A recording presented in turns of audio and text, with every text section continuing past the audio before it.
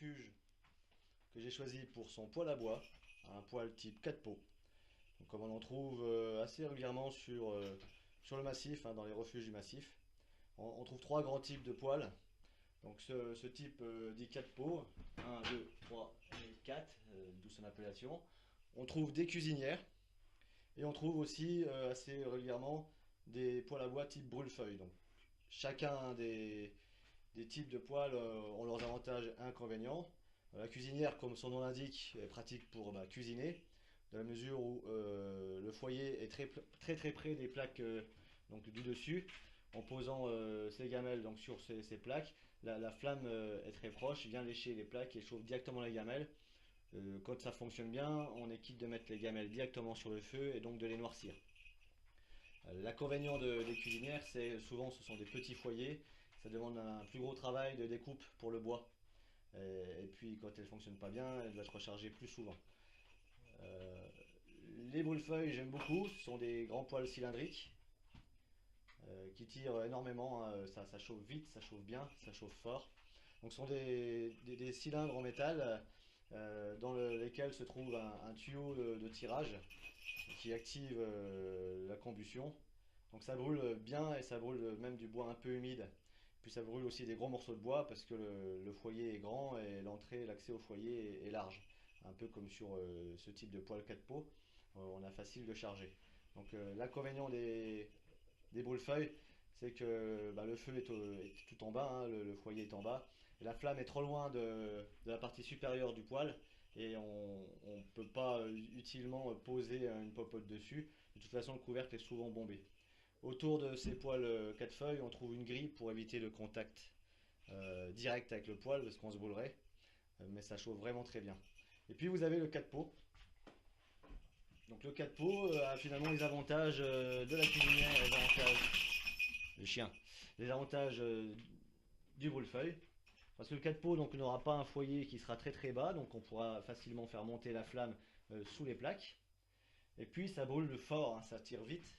Alors la plupart des poêles 4 pots ont ce système, au moins un voire deux, avec des anneaux, qui permet de jouer sur le diamètre d'ouverture. Quand on veut poser directement, parce que c'est quand même plus rapide, la popote sur la flamme, on peut jouer avec les diamètres de la poêle, de la casserole. Donc celui-là, il n'a que deux anneaux. On en trouve avec 3 voire 4 anneaux, on peut vraiment réduire et c'est vraiment pratique. On a un tout petit brûleur qui sort, c'est pas mal.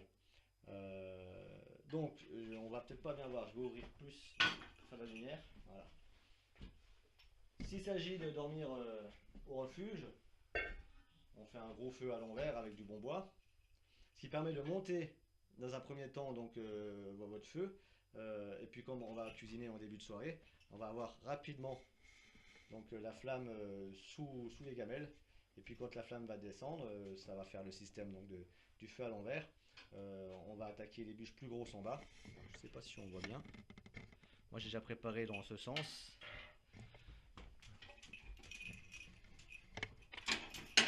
Voilà, je fais de la lumière. Je ne sais pas si on voit bien, mais j'ai déjà alimenté. C'est peut-être mieux. Avec du mauvais bois. Mais c'est juste pour monter la flamme. Pas brûler du bon bois. Je vais recadrer. Voilà. On n'a pas brûlé un bois très sec et agréable pour la nuit. Je vais juste avoir un feu plus haut avec une flamme donc, qui va venir lécher plus rapidement ma gamelle. Donc voilà, j'ai choisi ce refuge pour vous présenter ce type de poêle, et donc en toute logique, je vais vous présenter donc la partie consacrée dans mon sac, donc la partie dédiée à l'équipement, cuisine, alimentation, mon système dit de popote, qui est très minimaliste, parce que je cuisine souvent, donc soit au réchaud à gaz, quand j'ai pas le temps de faire un feu ou qu'il fait trop chaud dans les refuges, soit je cuisine là-dessus, quand le climat s'y prête, ou le temps s'y prête. Alors, à titre d'info, j'ai pris un petit thermomètre. On est légèrement en dessous de 20 degrés, on est à 19 degrés à l'intérieur du refuge. On doit être à 17-18 degrés dehors, il fait plutôt bon aujourd'hui. Même si 18 degrés en été, ça ne va pas satisfaire tout le monde. Ici, moi je trouve que c'est agréable de marcher par 18 degrés. Donc, je vais préparer le feu, enfin je vais allumer le feu et je vous retrouve pour la présentation de l'équipement alimentaire.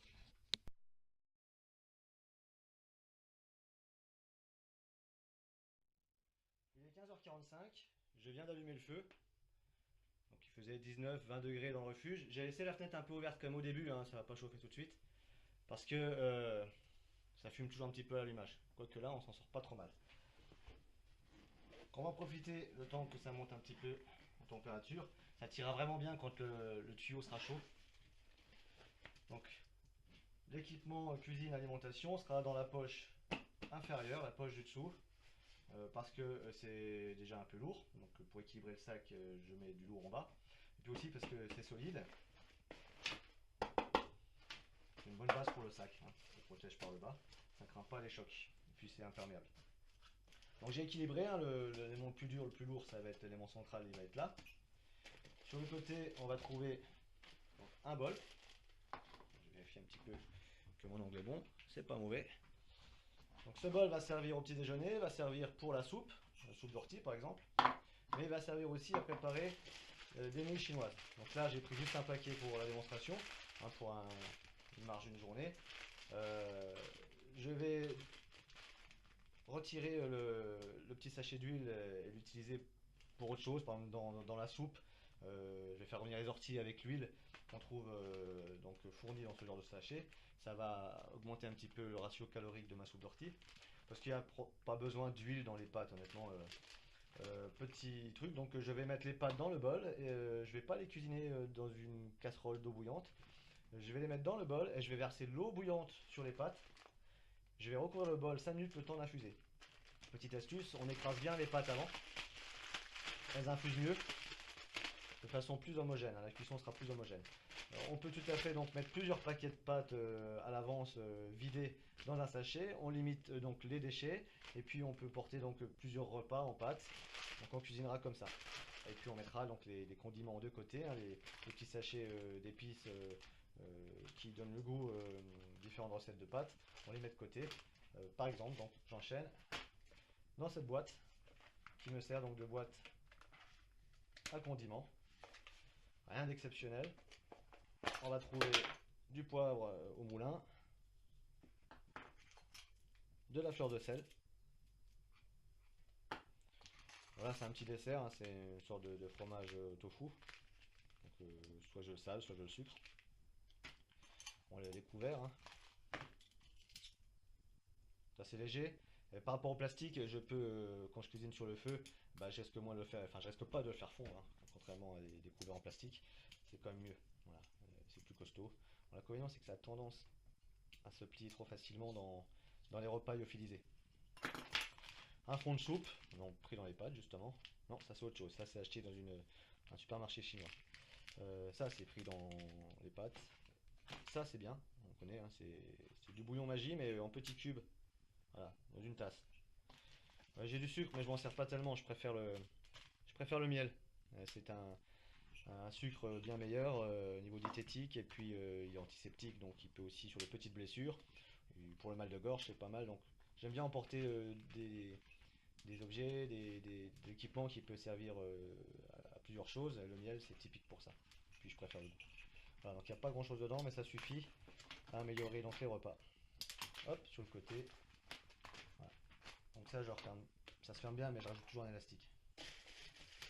Ensuite on va avoir l'élément central. Le plastique c'est pour protéger de la suie quand on s'en dépose mais je vais vous montrer un petit truc tout à l'heure. En général j'ai pas ce problème de suie quand je mets mes gamelles sur le feu.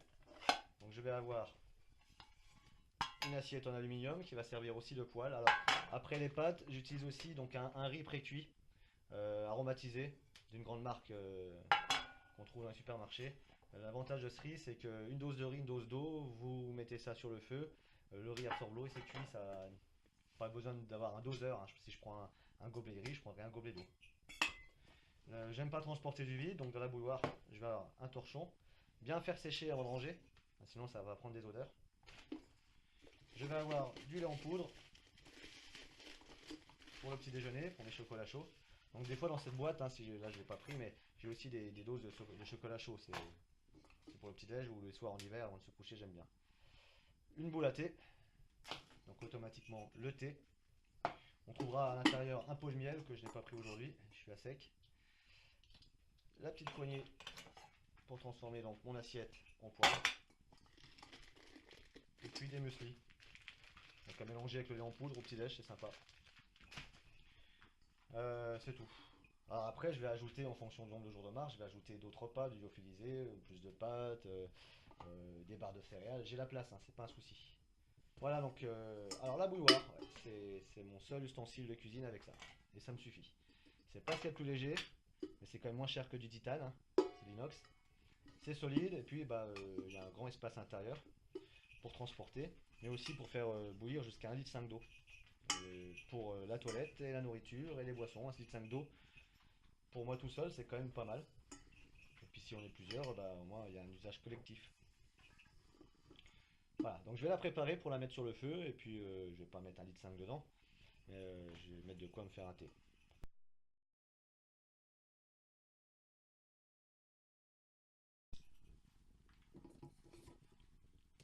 Bon, alors maintenant on dépasse les 30 degrés, hein, dans le refuge. Il fait sacrément chaud. Je vais bien tarder à ouvrir la fenêtre parce que ça va être vite être pénible. Alors la petite astuce dont je vous parlais, alors je sais pas si on voit. J'ai utilisé donc du savon noir en pâte, hein, que j'ai dans ma petite trousse de toilette. Un savon noir c'est pratique parce que ce n'est pas polluant, ça nettoie très bien. Et quand on met une couche de savon noir sur ces gamelles, avant de les mettre direct au feu, elle constitue donc une couche protectrice qui va donc recevoir la suie. Et c'est très facile ensuite à nettoyer. Donc on voit que je suis allé un peu sur les côtés parce que souvent les flammes, donc sur un feu de camp, c'est systématique, vont lécher donc les parois. Mais c'est aussi le cas sur le poêle à bois, hein, quand le diamètre n'est pas pile poil correspondant à la gamelle. Et là ça va être le cas. Donc il faut prendre le temps, hein, ça prend même pas 5 minutes à bien répartir le savon noir. Notamment là dans le bourrelet, là on met aussi du savon. Là je me rends compte qu'en disant ça, savonner les bourrelets, ça va rappeler peut-être certaines de vos vieilles copines. Bon là ma vieille copine c'est la bouilloire. Donc voilà, le système est mis en place. Donc comme là j'ai un diamètre trop important pour la base de ma bouilloire, j'ai triché avec le tisonnier. Alors j'ai mis vraiment, j'ai réactivé le feu en mettant des branchages en tipi. Et puis la flamme va monter. Donc je vais faire un tour dehors là parce qu'il fait trop chaud. J'ai mis un peu plus que ce qu'il me fallait en eau pour un simple thé. Comme ça le surplus d'eau chaude va permettre de nettoyer la gamelle par la suite. Grâce à une éponge qui traîne ici. Petit... Il fait vraiment chaud là. Petit détail. C'est sympa la bouilloire aussi le soir parce qu'une fois que l'eau est mise en ébullition, on la retire donc de la flamme, on referme donc le pot et on remet la bouilloire sur la plaque et l'eau va frémir, va se dégager lentement en vapeur et va humidifier un petit peu l'air ambiant parce que souvent dans les refuges comme celui-là en bois bien isolé, l'air est sec et ça irrite la gorge et les yeux. Le lendemain matin, des fois on n'est pas trop bien quand on se réveille. Alors quand on a la bouilloire qui frémit tout doucement sur le feu, on humidifie l'air et c'est pas plus mal.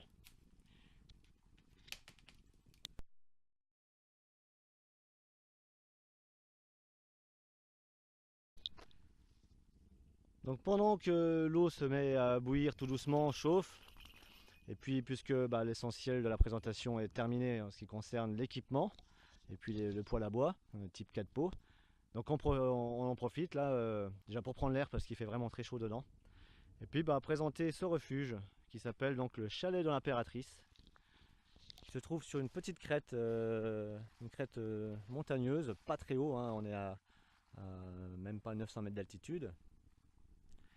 Et c'est un chalet donc, qui se trouve finalement entre les Vosges et la Haute-Saône, entre Remiremont et le Val d'Ajol. Donc le chalet de l'impératrice. Alors pourquoi il s'appelle comme ça? Ça date de Napoléon III qui aimait se promener donc, dans ce secteur avec son épouse. Et à 8 km d'ici, vers le sud, on trouve un kiosque qui s'appelle le chalet de l'empereur, qui a été rénové il n'y a pas longtemps, hein, cette année, qui est tout beau. Et puis on trouve donc le chalet de l'impératrice, donc qui est nettement plus intéressant pour passer une nuit, hein, parce que le chalet de l'empereur ce n'est qu'un kiosque. Donc j'en fais le tour. Alors l'inconvénient de ce chalet, c'est qu'il n'y a pas de point d'eau. Il y avait un ruisseau pas très loin, à une centaine de mètres, mais là il est à sec, on est au mois d'août. Il est à sec. Alors soit parce que pas assez plu, vu ce qu'on a pris au printemps, c'est bizarre, ou soit parce que l'exploitation forestière a fait qu'un débardeur a traversé le ruisseau et l'a dévié avec ses gros pneus. Ce sont des choses qui arrivent, ça ne devrait pas arriver, mais ça arrive. À l'arrière, une réserve de bois qui a été bien plus conséquente, hein, fut une époque, on en avait jusque là, hein. Les gens l'utilisent mais n'en remettent pas. Donc je suis passé il y a 2 jours à pied avec un ami, on a remis un peu de bois. Il faudra venir avec de quoi le couper, on n'avait pas ce qu'il fallait, enfin, le scier. Et puis pour la démonstration d'aujourd'hui, j'ai amené mon propre bois, j'ai pas tapé dans la réserve. Voilà. Donc là on a de l'eau de pluie qui n'est pas très engageante, mais elle suffit pour faire sa vaisselle. Voilà. Donc le chalet de l'impératrice vu de l'extérieur. Alors on pourrait avoir une super vue sur la vallée de la Moselle, mais c'est bouché. Un jour peut-être ce sera dégagé, mais pour l'instant c'est pas l'heure de couper les arbres. On va faire un tour à l'intérieur. J'ai bientôt plus de batterie. Ouf. Donc voilà, je laisse la porte ouverte parce que c'est plus viable, hein. On entend déjà un petit peu la bouilloire frémir. Alors on voit pas super bien, il y a 2-3 gamelles qui traînent, une petite casserole. Donc, moi cette casserole là par exemple, je m'en suis déjà servi, je mets mon eau chaude dedans. Je fais ma toilette. Voilà. On a un petit placard avec des trucs sympas, hein. Allez, pas de commentaires. Petite planche à découper pour le lard, le saucisson. Un miroir. 2 miroirs pour se refaire une petite beauté le lendemain matin avant de repartir. C'est visiblement un chalet de chasse. Quand c'est bien entretenu comme ça, c'est on n'aime pas les chasseurs, mais ils prennent soin de leur chalet et de ce qui est autour. Et puis souvent, les inconvenants n'osent pas trop venir les dégrader, de peur de tomber sur un chasseur mal luné, et c'est très bien. Le sol est intéressant parce qu'il est isolé, hein. Donc c'est du bois, et au-dessus du bois, bah, vous avez ce lino qui se nettoie bien, qui se balaye bien. Donc quand vous mettez votre couchage dessus, c'est pas mal. Et à défaut, on peut dormir sur la table. Chaise. Donc il y a tout ce qu'il faut. Voilà pour chez l'impératrice. Ah, la bouilloire frémit. Ah, je suis sûr que dans une minute, elle siffle. Donc il fait vraiment chaud et ça chauffe bien. Et là on entend l'eau à ébullition. Et puis la bouilloire n'est même plus directement à la flamme, hein, elle est posée sur la plaque, donc ça chauffe très fort, hein, il faut surtout pas s'y coller. C'est pas sécurisé comme un brûle-feuille, hein, ni comme une cuisinière, c'est l'inconvénient de ce chauffage. Donc là, j'ai déjà dormi en automne par temps froid et humide. Le soir, avec de l'eau chaude, la toilette, hein, c'est confort. Bon, aujourd'hui, c'est un peu moins confort. On va aller chercher le thermomètre là, qui était posé sur la table. Donc, je sais pas si ça se voit bien. On est à 30 degrés, hein, au niveau de la table. Alors que j'ai ouvert plusieurs fois la porte. Donc la station debout est pas tenable. Il doit faire 35-40 degrés au niveau de la tête.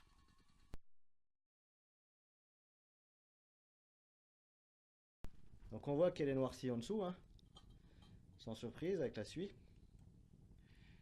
Et je vais la laver avec une éponge naturelle, hein, la Sveigne. J'ai ramassé à côté du refuge. Une que je vais passer mouillée et l'autre que je vais passer à sec. Et puis on va voir ce que ça donne.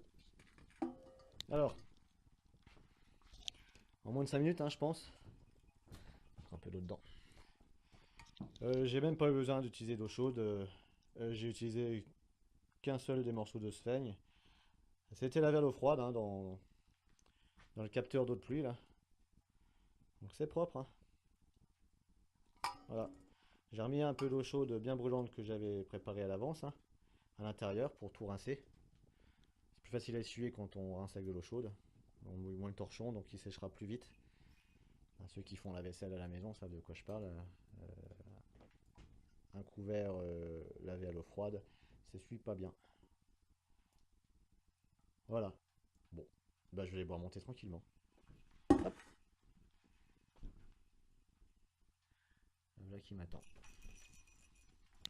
Donc le sac est de nouveau prêt pour repartir sur les chemins du massif. Alors j'ai trouvé un objet magique. Il y en a 3 ici, des objets magiques. C'est les 3 mêmes, ce sont 3 balais. Alors c'est magique parce que ça permet de laisser le sol à peu près propre pour les suivants. Voilà, donc j'ai pas fait le grand ménage non plus, je reviendrai un autre jour en faire un peu plus. Et avant de partir, petites attentions pour les suivants, une bougie, elle est parfumée à la vanille, et puis un petit sac poubelle, ça peut donner des idées pour ceux qui ont remarqué que c'est pas plus lourd à redescendre quand c'est vide, une bouteille ou une boîte, que quand c'est plein et qu'il faut la monter. Un détail sur lequel je ne m'étais pas arrêté mais qui a son importance, ce refuge, il y a des rideaux. Ils valent ce qu'ils valent, mais le soir ça occulte un peu la lumière aussi, s'il y a la pleine lune, puis le matin on peut dormir un peu plus longtemps, et puis surtout ça isole encore un peu plus le chalet qui est magnifique. Allez, on va refaire un tour dehors. Alors par là il y a le GR7 en contrebas, il y a un chemin qui descend en plus ou moins bon état.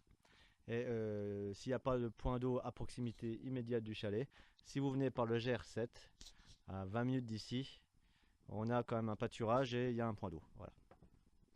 Mais j'y suis pas allé aujourd'hui, donc je vous garantis pas que cet été 2016 il n'est pas à sec. Bon Cola, qu'est-ce que t'en penses? On reprend le chemin?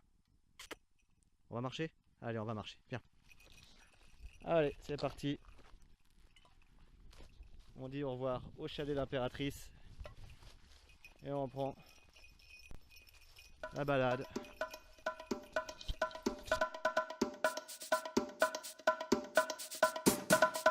Il ramasse chaque jour un caillou et le planque dans sa poche. Il raconte qu'il s'en ira les planter pour que poussent des mûrs, fruits mûrs de la liberté. Il est persuadé qu'en cultivant des cailloux, le temps sur son lit ricoche. Il nous dit que les pierres, elles ne sont pas névrosées, que nous sommes ses remparts et repart les arroser. Mais comme les autres, il tourne en rond comme un poisson dans son bocal qui s'extasie chaque minute devant les ruines de son local. Et quand arrive l'heure de la promenade, il reste enfermé. C'est comme ça qu'il s'évade, il rentre le premier, juste le temps de gober du soleil et de gratter le sol pour trouver une merveille, un bout de béton qui est pas pareil, un bien unique, le seul sur terre qui le fait tenir, se dire que chaque jour est à marquer d'une pierre. Il ramasse chaque jour un caillou et le planque dans sa poche. Il raconte qu'il s'en ira les planter pour que poussent des mûrs, fruits mûrs de la liberté. Il est persuadé qu'en cultivant des cailloux, le temps sur son lit ricoche. Il nous dit que les pierres, elles ne sont pas névrosées, que nous sommes ses remparts et repart les arroser.